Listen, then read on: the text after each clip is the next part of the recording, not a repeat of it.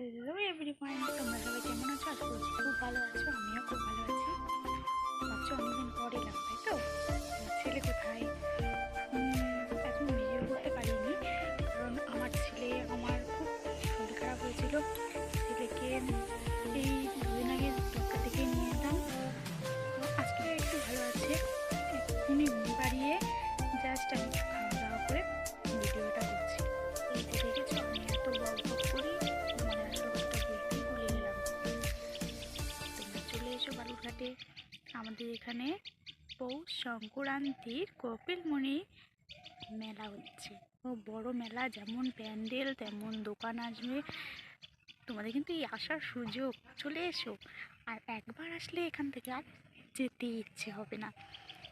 চলে এসো। আমি বাবার বাড়িতে এসেছি, এখানে আসলে আমি বেশি রাস্তার দিকে যাই না। আর এই কারণে যেতে এসেছি, তার তো রাস্তার দিকে যেতেই হবে। যখন যাব অবশ্যই তোমাদেরকে দেখাবো। এত ঠাকুর, অনেক রকম ঠাকুর বানায়, অনেক সুন্দর।